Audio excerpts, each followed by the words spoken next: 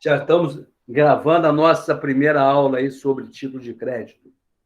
Então, deixa eu retornar aqui para a nossa matéria.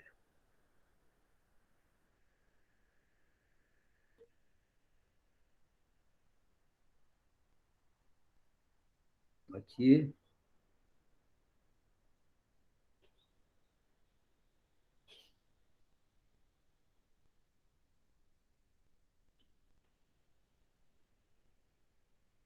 Deixa eu só voltar aqui, parar aqui para recomeçar aqui, que ela volta aqui.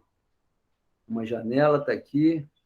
Então, voltando aqui, essa parte introdutória, essa apresentação, não vai sair na nossa gravação de hoje.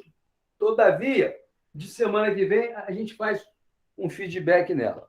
Então, está aqui. Bem, nós temos agora, né? Diante disso, desejo a todos uma boa sorte e que sejam todos bem-vindos. Então, está aqui. Título de crédito ou direito cambiário. Vocês poderão ver em alguns nos conteúdos de concurso aí, nas ementas, né? Falar sobre direito cambiário. Vocês estudarão o direito cambiário. O direito cambiário é a mesma coisa que o direito sobre título de créditos. É a mesma coisa. Direito cambiário está ligado a câmbio, a permuta. Câmbio é o quê? Uma permuta, uma troca. Uma troca. Está aqui. Né? Vou fazer um câmbio, vou fazer uma permuta, uma troca. Então, está aí. Repetindo, título de crédito é a mesma coisa que direito cambiário. Direito cambiário é a mesma coisa que título de crédito. Bem, aqui está a grande questão.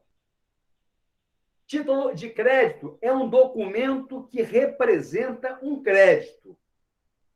Foi o que eu falei com vocês. Eu vou comprar um apartamento. O negócio jurídico é o quê? É a compra de um apartamento. O que o título de crédito vai representar? O título de crédito é um documento que vai representar o crédito que eu vou ter o crédito, ou seja, o valor do apartamento. Então, o título de crédito é o documento que representa um crédito, o valor. E o que é crédito? Eu estou pegando bem a miúde, bem esmiuçado. O que é crédito?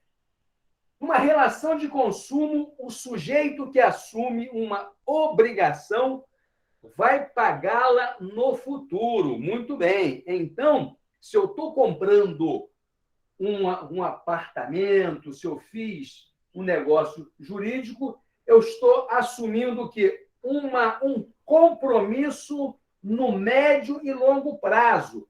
Eu estou assumindo um compromisso em um horizonte, suponhamos, de médio prazo, de 60 meses.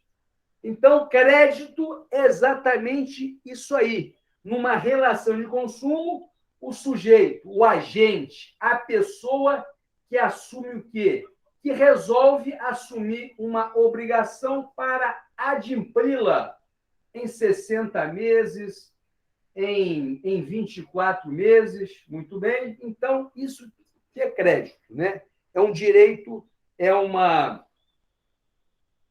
relação, né? onde o vendedor ele me permite eu que sou o comprador, vou amortizar a minha dívida num prazo pré-determinado. Né? Então, está aqui. O tempo e confiança faz parte das relações creditícias. O tempo e a confiança. O tempo, por quê? Porque no momento em que eu faço um financiamento, esse financiamento é no tempo. Muito bem? No espaço de X anos. E existe o quê? O que move o sistema econômico, é importante vocês saberem, é esse ativo mágico chamado confiança. Confiança é um ativo importantíssimo nos dias de hoje. Por quê?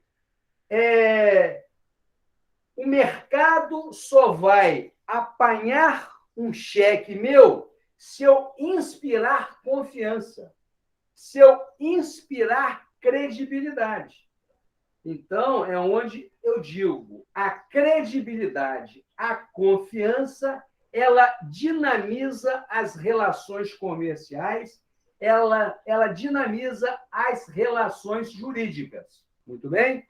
Então, essas duas variáveis, o tempo e a confiança, faz parte das relações creditícias. Bem, relação creditícia ganhou força antes da Revolução Industrial. Foi o que nós falamos aí. Antes da Revolução Industrial, foi quando, né, iniciou-se a visão sobre o capitalismo industrial, que começamos a sair daquele cenário de economia feudal, agrária, e entramos numa economia mais industrializada. As relações creditícias, elas existiam antes da Revolução Industrial.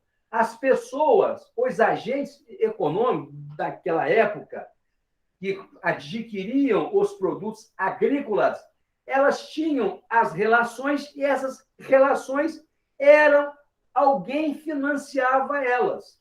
Que na época a gente chamava de bancos da época. Eram pessoas que tinham disponibilidade financeira que emprestavam às outras pessoas para que elas pudessem ter capital de giro para fomentar as suas respectivas atividades comerciais. Muito bem.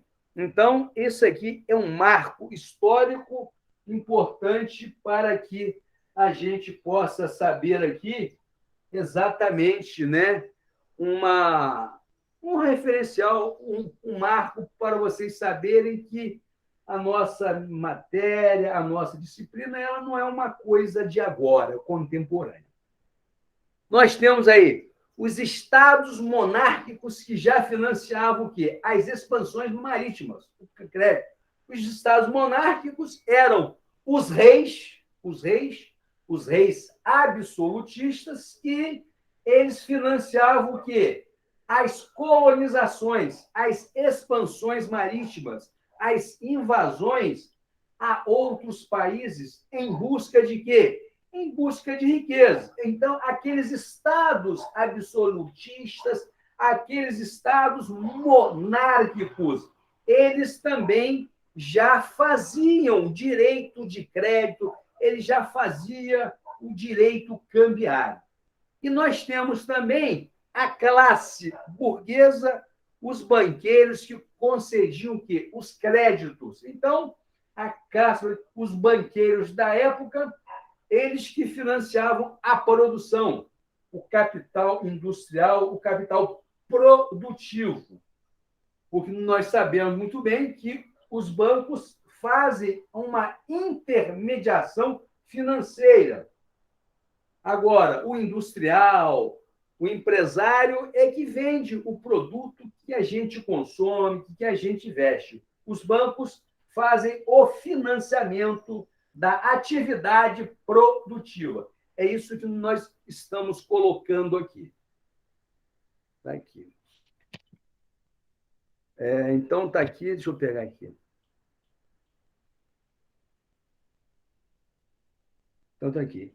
Importante, eu destaquei aqui como relevante para a gente, essa parte que nós veremos posteriormente, está aqui.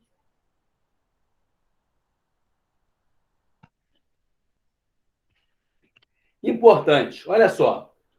Olha só. Está aí. Os títulos de crédito são documentos o quê?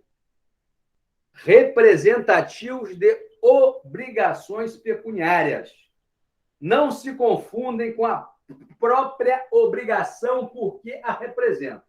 Importante a gente saber o que eu estou falando aqui. Bem, eu disse o seguinte, olha, o título de crédito ele não é um negócio jurídico.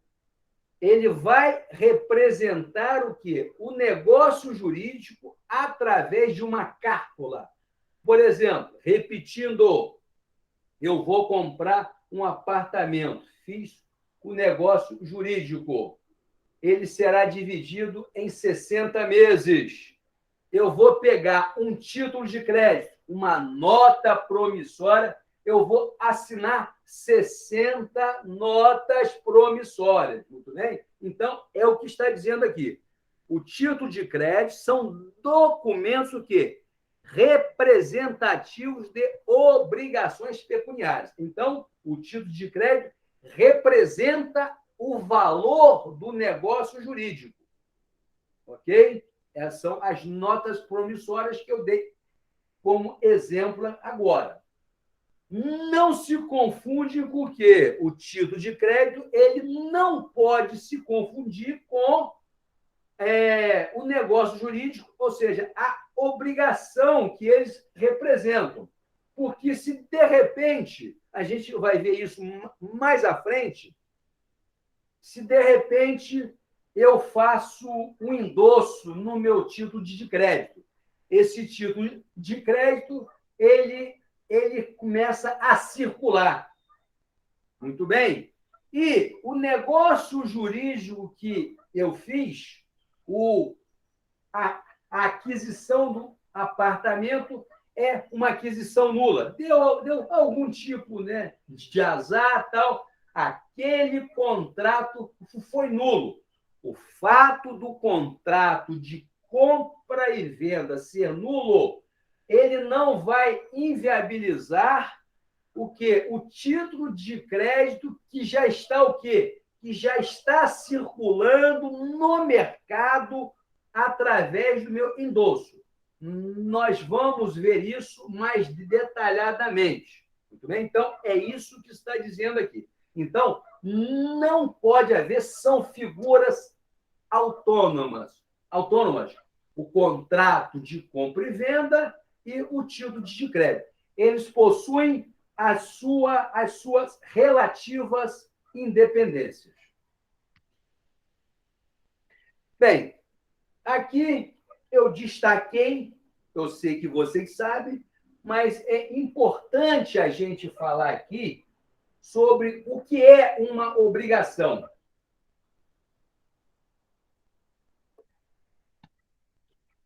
O que é uma obrigação?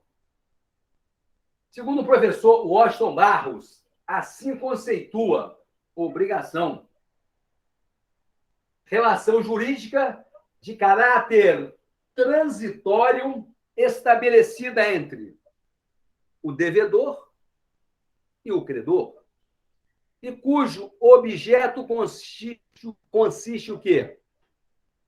Numa prestação pessoal econômica, positiva ou negativa, devida por quem? Pelo primeiro, é o devedor, ao segundo, garantindo-lhe o quê? O adimplemento através de seu patrimônio. Então, gente, obrigação, ela é uma relação, assumida entre dois polos. O polo do devedor, aquele que deve, que vai pagar, e o credor, aquele que vai receber. Ele tem um direito a receber. Muito bem? Esses dois polos, eles se relacionam. Tá? E o objeto dessa relação entre o devedor e o credor é o quê? É a prestação pessoal e econômica, né?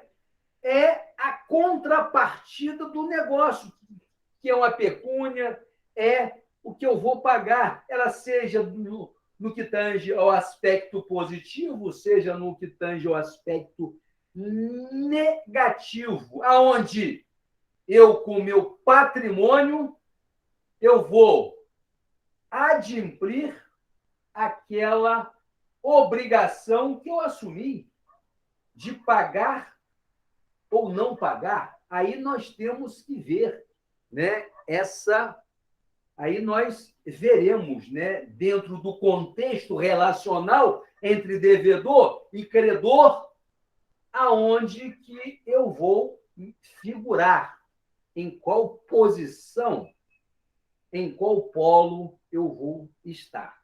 Então, está aí a definição do professor Washington de Barro, onde ele faz o conceito de obrigação. Deixa para a gente aí. Muito bem? Então, está aí um exemplo, né? Uma determinada obrigação pode ser representada por diferentes instrumentos jurídicos. Então, aqui eu tenho, se uma pessoa agindo com culpa, ela provoca danos em bens de propriedade alheia com seu automóvel. E deste ilícito surgirá o quê? A obrigação de indenizar os prejuízos causados. Por exemplo, eu estou andando com o meu carro nas ruas de Campos e bato com o carro. E aí? Né? A culpa foi minha. Eu acabei lesando uma outra pessoa. Aí gerou um dano, né? E acaba gerando o quê? Uma obrigação para eu assumir, né? Eu vou ter que conversar, vou ter que sugerir se a pessoa quer um título de crédito, se ela quer pegar um cheque meu, a gente faz ali um acordo na hora. Eu falo, olha, amigo, eu sei que eu estou errado e tal, vê quanto que é o seu prejuízo aí. Ele fala, é 20 mil, suponhamos, né? Aí eu faço um cheque para ele, olha, você recebe esse cheque aí no final do mês. Tal. Então, houve o dano, gerou-se uma obrigação, e eu, através do instrumento de título de crédito, através de um cheque, por exemplo, poderia ser uma nota promissória, se a parte adversa aceitasse, muito bem. Então, o título de crédito, ele vai o quê? Vai representar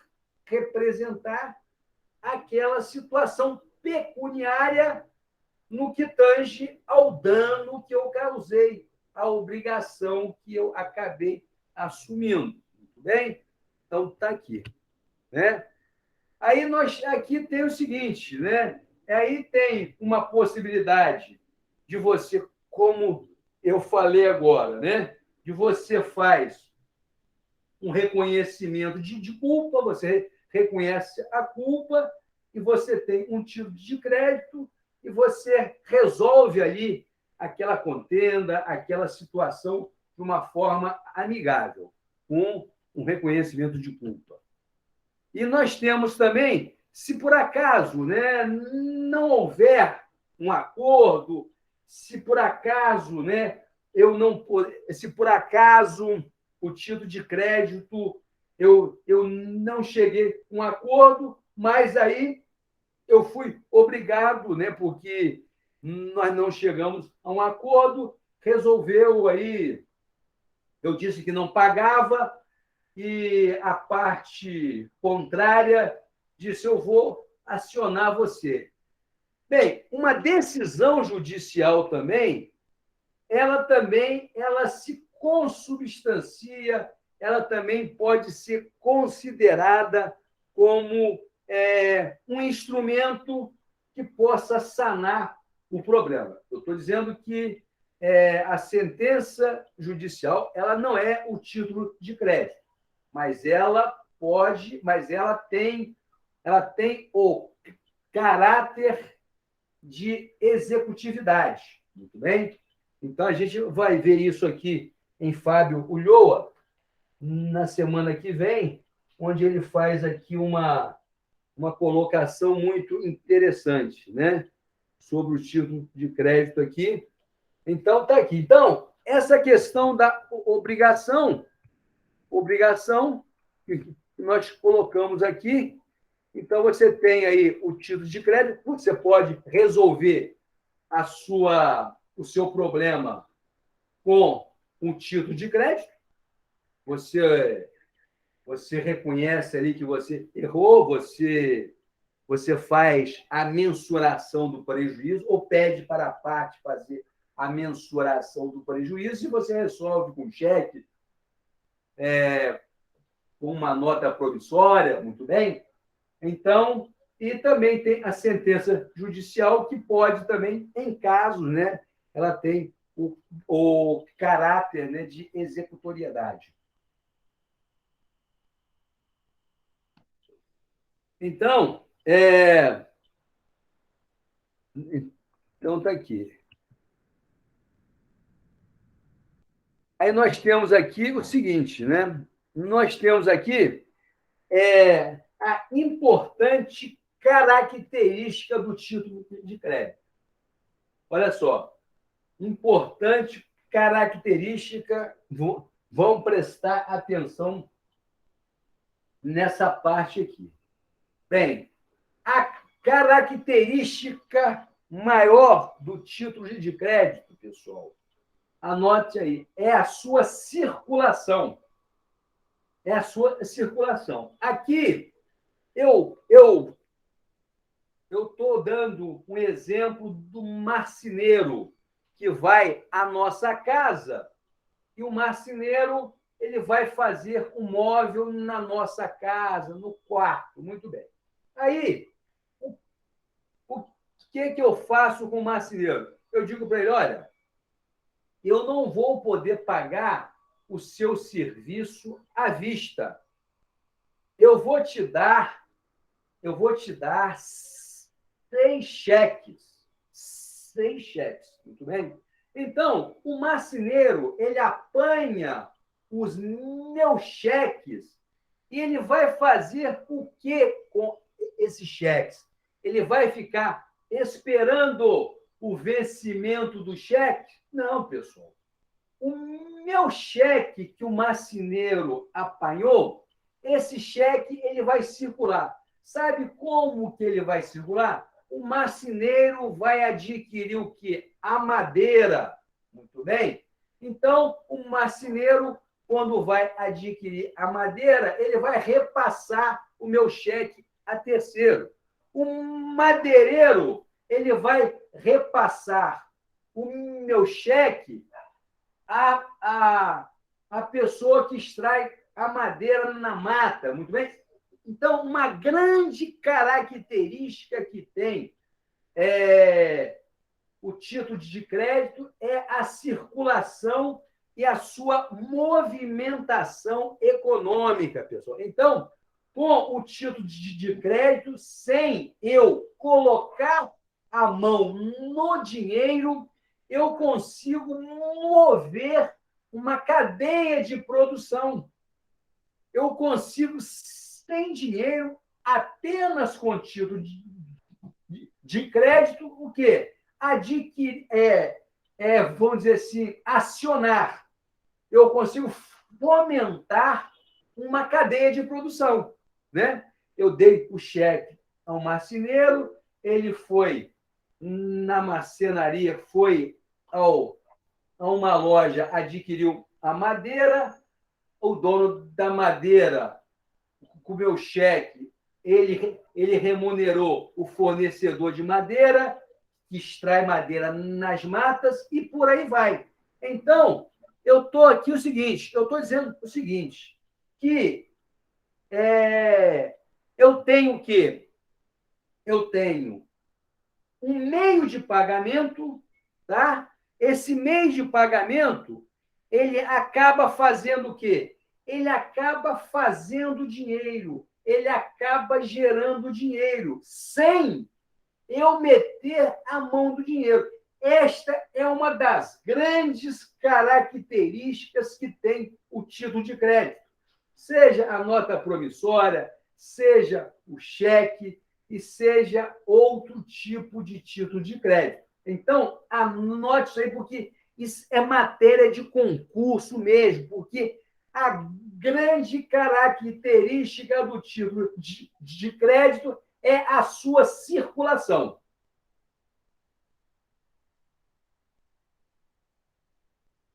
Então, está aí. Então, um exemplo de título de crédito para a gente encerrar a nossa aula aqui. E semana que vem a gente volta, a gente faz uma revisão inicial, que pode chegar algum aluno, alguma pessoa aí. Exemplo que nós temos aí. Nós temos aí exemplo de título de crédito. O cheque, a nota promissória, a letra de câmbio. Ok? Então, esses títulos é o que podem circular. E nós temos a duplicata também, que depois a gente vai entrar em maiores detalhes nessa parte. Eu queria saber, nesses minutos finais aqui, se vocês estão com alguma dúvida sobre título de crédito. Interromper a gravação aqui.